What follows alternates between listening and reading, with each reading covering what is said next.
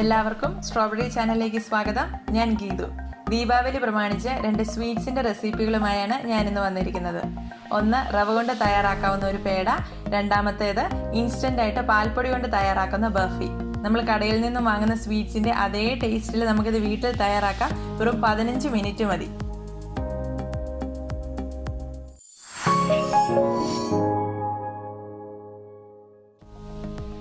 അപ്പോൾ നമുക്ക് ആദ്യം റവയും തേങ്ങയും കൊണ്ടുള്ള സ്വീറ്റ് തയ്യാറാക്കാം.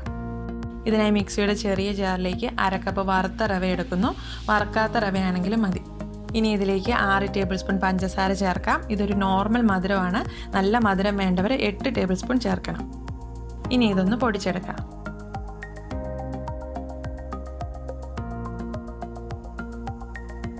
അതായത് ഇപ്പോൾ ഒരു 30 സെക്കൻഡ് പൊടിച്ചെടുത്തിട്ടുണ്ട്. അത്യാവശ്യം ഒന്ന് പൊടിഞ്ഞു കിട്ടിയിട്ടുണ്ട്. ഇത് മാറ്റി വയ്ക്കാം. ഇനി മിക്സിയുടെ മീഡിയം ജാറിലേക്ക് 1/2 കപ്പ് ഡെസിക്കേറ്റഡ് കോക്കനട്ട് ആണ് എടുത്തിരിക്കുന്നത്. ഡെസിക്കേറ്റഡ് കോക്കനട്ട് നിങ്ങളുടെ കയ്യിൽ ഇല്ലെങ്കിൽ പകരം ഫ്രഷ് കോക്കനട്ട് യൂസ് ചെയ്താലും മതി. അങ്ങനെയാകുമ്പം 1/2 കപ്പ് തൊട്ട് 1 കപ്പ് വരെ തേങ്ങ ചിരകിയത് യൂസ് ചെയ്യുക. ഇനിയിപ്പോൾ തേങ്ങ ഇതിൽ ചേർത്തില്ലെങ്കിലും കുഴപ്പമില്ല, റവ മാത്രം കൊണ്ടുണ്ടാക്കിയാലും നല്ലതാണ്. ഇനി ഇതിലേക്ക് 1 കപ്പ് പാല് ചേർക്കാം. റൂം ടെമ്പറേച്ചറിലുള്ള പാലാണ് ചേർത്തിരിക്കുന്നത്. ഇനി ഇത് നന്നായിട്ടൊന്ന് അടിച്ചെടുക്കാം. ഇനി അഥവാ നിങ്ങൾ തേങ്ങ ചിരകിയതാണ് ഉപയോഗിക്കുന്നതെങ്കിൽ ഇത്രയും പാല് വേണ്ട. ഒരു 1/2 കപ്പോ അല്ലെങ്കിൽ 1/4 കപ്പോ പാൽ എടുത്താൽ മതി. അതായത് ഇപ്പോൾ ഒരു 20 സെക്കൻഡ് അരച്ചെടുത്തിട്ടുണ്ട്. ഈ ഒരു രീതിയിൽ അരച്ച് കിട്ടിയിട്ടുണ്ട്. ഇനി ഒരു പാൻ ചൂടാകാനായി വയ്ക്കാം. ഇതിലേക്ക് 4 ടേബിൾ സ്പൂൺ നെയ്യ് ഒഴിച്ചു കൊടുക്കാം. ഇപ്പോൾ ഈ നെയ്യ്ക്ക് പകരം ബട്ടർ വേണമെങ്കിലും ഉപയോഗിക്കാം. ചെറിയൊരു ടേസ്റ്റ് ഡിഫറൻസ് ഉണ്ടാവും. നെയ്യായിരിക്കും കൂടുതൽ ടേസ്റ്റ്. നെയ്യ് ഒന്ന് ചൂടായി ഉരുകി കഴിയുമ്പോൾ ഇതിലേക്ക് നമ്മൾ നേരത്തെ പൊടിച്ചു വെച്ചിരുന്ന റവയും പഞ്ചസാരയും കൂടി ചേർത്ത് കൊടുക്കാം. പഞ്ചസാര ഈ കൂടെ പൊടിച്ച് ചേർക്കണമെന്ന് നിർബന്ധമില്ല, അല്ലാതെ ഈ സമയത്ത് ചേർത്താലും മതി. ഇനി ഇതൊരു 2-3 മിനിറ്റ് ഇളക്കി കൊടുത്തുകൊണ്ടൊന്ന് റോസ്റ്റ് ചെയ്തെടുക്കാം. അപ്പോൾ നിങ്ങൾ വറക്കാത്ത റവയാണ് ഉപയോഗിക്കുന്നതെങ്കിൽ ഈ സമയത്ത് കുറച്ച് കൂടുതൽ സമയം ഒന്ന് റോസ്റ്റ് ചെയ്തെടുത്താൽ മതി. അതായത് ഇപ്പോൾ നമ്മൾ മിക്സ് ചെയ്യാൻ തുടങ്ങുന്ന സ്റ്റേജിൽ റവ ഒരു കുഴിഞ്ഞ പരുവത്തിൽ ചെറിയ കട്ടകളൊക്കെ ആയിട്ടാണ് കിടക്കുന്നത്.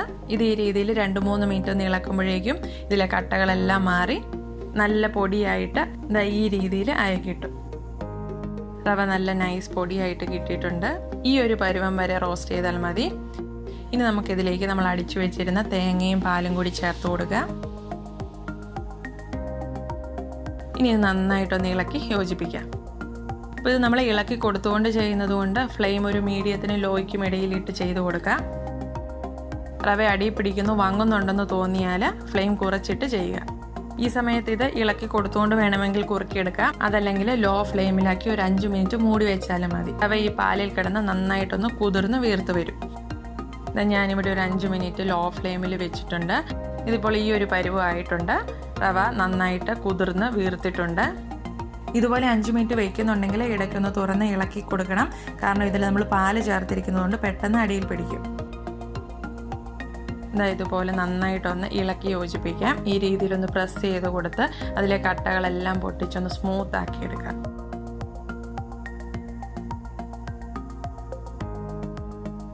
ഇതുപോലെ ഇളക്കുമ്പോൾ ഇത് പാനിൽ ഒട്ടിപ്പിടിക്കാതെ പാനിൽ നിന്നും വിട്ടുപോരുന്ന ഈ ഒരു സ്റ്റേജ് വരെയാണ് നമ്മളിത് കുറുക്കിയെടുക്കേണ്ടത്. അതായത് ഇപ്പോൾ പാകത്തിനായിട്ടുണ്ട്. ഈ സമയത്ത് ഇതിലേക്ക് 1/2 ടീസ്പൂൺ ഏലക്കാപ്പൊടി ചേർക്കാം. ഇനി ഇതൊന്ന് ഇളക്കി യോജിപ്പിച്ചെടുക്കാം. അതായത് ഇപ്പോൾ പാകത്തിനായിട്ടുണ്ട്. ഇനി ഇത് ഇതുപോലെ ഒന്ന് സ്പ്രെഡ് ചെയ്ത് വെച്ച് ഒന്ന് തണുക്കാനായി വെയിറ്റ് ചെയ്യാം. ഫുള്ളായിട്ട് അങ്ങ് തണുപ്പിക്കേണ്ട, നമുക്ക് കയ്യിലിട്ട് ഉരുട്ടിയെടുക്കാൻ പറ്റുന്ന ഒരു ചൂട്. അതായത് ഇപ്പോൾ കുറച്ചൊന്ന് തണുത്തിട്ടുണ്ട്. ഇനി ഇതിൽ നിന്നും കുറേശ്ശെയായി എടുത്ത് ഓരോ ബോൾസ് ആക്കാം. ഇത് ഇതുപോലെ ബോൾ തന്നെ ആക്കണമെന്നില്ല, നിങ്ങൾക്ക് ഇഷ്ടമുള്ള ഷേപ്പിൽ ഇത് ഉണ്ടാക്കാം. നീളത്തിലോ ഡയമണ്ട് ഷേപ്പിലോ ഒക്കെ നിങ്ങൾക്ക് ഉണ്ടാക്കാം. ഇത് ഇതുപോലെ ഒന്ന് ഷേപ്പ് ചെയ്തെടുത്തിട്ട് ഡെസിക്കേറ്റഡ് കോക്കനട്ടിൽ ഒന്ന് കോട്ട് ചെയ്തെടുക്കാം. ഇതുപോലെ കോട്ട് ചെയ്യാൻ ഡെസിക്കേറ്റഡ് കോക്കനട്ട് ഇല്ലെങ്കിൽ കുറച്ച് തേങ്ങ ചിരകിയത് ഒരു പാനിലിട്ട് 5 to 10 മിനിറ്റ് വരെ ലോ ഫ്ലെയിമിലിട്ട് ഇളക്കി കൊടുത്താൽ മതി. ഈ രീതിയിൽ തേങ്ങ ഡ്രൈ ആയി കിട്ടും. ഇങ്ങനെ എല്ലാ ബോൾസും റെഡിയാക്കി ഒന്ന് കോട്ട് ചെയ്തെടുത്തിട്ടുണ്ട്. ഇനി ഇതിൻ്റെ മുകളിലായി ഒരു ഭംഗിക്ക് വേണ്ടി ഓരോ പിസ്ത വെച്ച് കൊടുക്കുന്നുണ്ട്. പിസ്തയ്ക്ക് പകരമായി കാഷ്നട്ടോ ബദാമോ ഉണക്കമുന്തിരിയൊക്കെ വെച്ച് കൊടുക്കാം. ഇതൊന്നും വെച്ചില്ലെങ്കിലും കുഴപ്പമില്ല. അപ്പോൾ നമ്മുടെ ദിവാലി സ്പെഷ്യൽ ആദ്യത്തെ സ്വീറ്റ് റെഡി ആയിട്ടുണ്ട്. നല്ല ടേസ്റ്റുള്ള സ്വീറ്റാണ് കേട്ടോ. വളരെ പെട്ടെന്ന് നമുക്ക് തയ്യാറാക്കി എടുക്കാവുന്ന. അപ്പോൾ നിങ്ങൾ എല്ലാവരും ഇതൊന്ന് ട്രൈ ചെയ്ത് നോക്കണം. പാൽപ്പൊടി കൊണ്ട് ഇൻസ്റ്റൻ്റ് ആയിട്ട് തയ്യാറാക്കാവുന്ന ബർഫിയുടെ റെസിപ്പിയാണ് അടുത്തത്. ഇത് തയ്യാറാക്കാനും വെറും 15 മിനിറ്റ് മതി. അതിനായി ഒരു പാനിലേക്ക് 2 ടേബിൾ സ്പൂൺ നെയ്യ് എടുക്കുന്നു. നെയ്യൊന്ന് ഉരുക്കി കഴിയുമ്പോൾ ഇതിലേക്ക് 7 ടേബിൾ സ്പൂൺ പാല്, 1 കപ്പ് പാൽപ്പൊടി, 4 ടേബിൾ സ്പൂൺ പഞ്ചസാര ഇവയെല്ലാം ചേർത്ത് നന്നായി ഒന്ന് ഇളക്കി യോജിപ്പിക്കാം. ഇത് ഈ രീതിയിൽ ഒരു 10 മിനിറ്റ് ഇളക്കി കുറുക്കിയെടുക്കണം.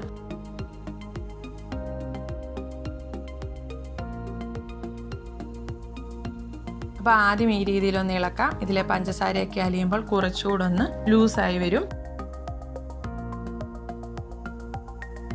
ഈ സമയത്ത് ഇതിൽ ചേർത്ത പാൽപ്പൊടിയൊക്കെ കുറച്ച് കട്ട പിടിച്ചാണ് കിടക്കുന്നത്. അപ്പോൾ ഈ രീതിയിലൊന്ന് പ്രസ് ചെയ്ത് കൊടുത്ത് ഇതിലെ വലിയ കട്ടകളൊക്കെ ഒന്ന് പൊട്ടിച്ച് ഒരു സ്മൂത്ത് ബാറ്റർ ആക്കി എടുക്കാം. ഈ രീതിയിൽ ഇങ്ങനെ ഇളക്കി കൊടുത്തുകൊണ്ടേ ഇരിക്കണം. അപ്പോൾ ഇതൊന്ന് വറ്റി കുറുകി വരും. അതായത് ഇപ്പോൾ ഒരു 5 മിനിറ്റ് കഴിഞ്ഞിട്ടുണ്ട്. കുറച്ചൊന്ന് കട്ടിയായി വന്നിട്ടുണ്ട്. ഈ സമയത്ത് ഇതിലേക്ക് ഏലക്കാപ്പൊടി ചേർത്ത് കൊടുക്കാം.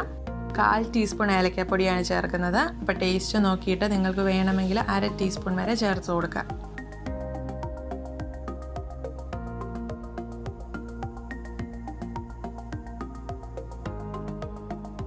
അതായത് ഇപ്പോൾ അത്യാവശ്യം ഒന്ന് തിക്കായി വന്നിട്ടുണ്ട്. അപ്പോൾ ഈ സമയത്ത് ഇതിലേക്ക് കുറച്ച് സാഫ്രോൺ ഇട്ട് കൊടുക്കുന്നുണ്ട്. അപ്പോൾ ഇത് ഓപ്ഷനിലാണ്, ഉണ്ടെങ്കിൽ മാത്രം ചേർത്താൽ മതി. ഇനി ഇതൊന്ന് ഇളക്കി യോജിപ്പിക്കാം. ഇനി ഇതിലേക്ക് കുറച്ച് പിസ്ത ചോപ്പ് ചെയ്ത് ചേർക്കുന്നുണ്ട്. ഒരു 6 പിസ്തയേ ഉള്ളൂ. 4 ബദാം ചോപ്പ് ചെയ്തതും കൂടി ചേർക്കുന്നുണ്ട്. ഇനി ഇതൊന്നുകൂടെ ഒന്ന് ഇളക്കി യോജിപ്പിക്കാം. അപ്പോൾ ഈ പിസ്തയും ബദാമും ഒക്കെ ഈ സമയത്ത് ചേർത്ത് ഇളക്കണം എന്നില്ല. ഇത് നമ്മൾ പാത്രത്തിൽ സെറ്റ് ചെയ്യുന്ന സമയത്ത് അതിൻ്റെ മുകളിലായി ഇട്ട് കൊടുത്താലും മതി. ഇനി ഇതിലേക്ക് കുറച്ച് കളറിന് വേണ്ടി 1 ടീസ്പൂൺ സാഫ്രോൺ ലിക്വിഡ് ചേർക്കുന്നുണ്ട്. ഇത് ഓപ്ഷനിലാണ്, ഉണ്ടെങ്കിൽ ചേർക്കുക. ഇത് നന്നായി ഒന്ന് ഇളക്കി യോജിപ്പിക്കാം. അതായത് ഇപ്പോൾ പാനിൽ നിന്നും വിട്ടു പോരുന്ന ഒരു കൺസിസ്റ്റൻസി തന്നെ ആയിട്ടുണ്ട്. ഇനി നമുക്ക് ഫ്ലെയിം ഓഫ് ചെയ്യാം. ഇത് സെറ്റ് ചെയ്യാനുള്ള പാത്രം റെഡിയാക്കാം. അപ്പോൾ ഇത് സെറ്റ് ചെയ്യാനായി ഞാനിവിടെ ഒരു ഗ്ലാസിൻ്റെ ട്രേ ആണ് എടുത്തിരിക്കുന്നത്. ഇതിൽ ആദ്യം ഒന്ന് ഓയിൽ ബ്രഷ് ചെയ്ത് കൊടുക്കാം. ഇതിന് പകരമായിട്ട് ഒരു ബട്ടർ പേപ്പർ ഇട്ടിട്ട് അതിന് മുകളിലായി സെറ്റ് ചെയ്താലും മതി. ഇനി ഇതിലേക്ക് നമ്മൾ കുറുക്കിയെടുത്ത മിക്സ് ഇട്ട് കൊടുക്കാം. ആ സ്പാറ്റില കൊണ്ട് തന്നെ ഒന്ന് ലെവൽ ചെയ്ത് സെറ്റ് ചെയ്തെടുക്കുക. അപ്പോൾ നമുക്കിത് ചെറിയ സ്ക്വയർ പീസസ് ആയിട്ടാണ് മുറിച്ചെടുക്കേണ്ടത്. അതുകൊണ്ട് ആ രീതിയിലൊന്ന് ലെവൽ ചെയ്ത് കൊടുക്കുക. ഇതിപ്പോൾ അത്യാവശ്യം ഒന്ന് സെറ്റ് ചെയ്തെടുത്തിട്ടുണ്ട്. ഇനി ഇതിന് മുകളിലായി കുറച്ച് ഡ്രൈ ഫ്രൂട്ട്സ് ഇട്ട് കൊടുക്കുക. 3 ബദാമും 5 പിസ്തയും ചോപ്പ് ചെയ്ത് ഇതിന് മുകളിലായി ഇട്ട് കൊടുത്തിട്ടുണ്ട്. ഇനി ഇത് സ്പാറ്റില കൊണ്ട് ജസ്റ്റ് ഒന്ന് പ്രസ് ചെയ്ത് കൊടുക്കുക. ഇനി ഇത് തണുക്കാനായി മാറ്റി വയ്ക്കുക. അപ്പോൾ നിങ്ങൾക്ക് പെട്ടെന്ന് തണുത്ത് കിട്ടണമെങ്കിൽ ഒരു 1/2 മണിക്കൂർ ഫ്രിഡ്ജിലോട്ട് വെച്ചാൽ മതി. അതല്ലെങ്കിൽ റൂം ടെമ്പറേച്ചറിലിരുന്ന് കുറച്ച് സമയം എടുത്ത് തണുപ്പിച്ചാലും മതി. അതായത് ഇപ്പോൾ നന്നായിട്ട് തണുത്തിട്ടുണ്ട്. ഇനി ഇതൊരു കത്തി ഉപയോഗിച്ച് ജസ്റ്റ് ഒന്ന് തിക്കി കൊടുത്ത് പാത്രത്തിൽ നിന്നൊന്ന് വിടുവിച്ചെടുക്കുക. അപ്പോൾ ഈ സമയത്ത് ബട്ടർ പേപ്പർ ഇട്ടിരുന്നെങ്കിൽ വളരെ ഈസി ആയിട്ട് നമുക്ക് പൊക്കിയെടുക്കാൻ പറ്റും. ഇനി ഇതൊരു കട്ടിംഗ് ബോർഡിൽ വെച്ച് കട്ട് ചെയ്തെടുക്കാം. അപ്പോൾ ഇത് സ്ക്വയർ പീസസ് ആയിട്ട് മുറിച്ചെടുക്കാം. അപ്പോൾ ഒരു 1.5 ഇഞ്ച് നീളവും വീതിയും കിട്ടുന്ന അളവിൽ ഒരു 6 പീസ് നമുക്ക് ഇതിൽ നിന്നും കിട്ടിയിട്ടുണ്ട്. അങ്ങനെ ഇൻസ്റ്റൻ്റ് ആയിട്ട് തയ്യാറാക്കുന്ന ബർഫി ഇവിടെ റെഡി ആയിട്ടുണ്ട്. ഇതിന് നല്ല ടേസ്റ്റാണ്. കടയിൽ നിന്നൊക്കെ വാങ്ങുന്ന ബർഫിയുടെ അതേ ടേസ്റ്റ്. നിങ്ങളെല്ലാവരും ഈ ദിവാലിക്ക് ഈ സ്വീറ്റ്സ് ഒക്കെ ഒന്ന് ട്രൈ ചെയ്ത് നോക്കണം. അഭിപ്രായം പറയാൻ മറക്കരുത്. വീഡിയോ ഇഷ്ടമായ ലൈക്ക് ചെയ്യുക, ഫ്രണ്ട്സിനൊക്കെ ഒന്ന് ഷെയർ ചെയ്ത് കൊടുക്കുക. മറ്റൊരു വീഡിയോയിലൂടെ കാണാം. എല്ലാവർക്കും സ്ട്രോബെറി ചാനൽ ഫാമിലിയുടെ അഡ്വാൻസ്ഡ് ദിവാലി വിഷസ്.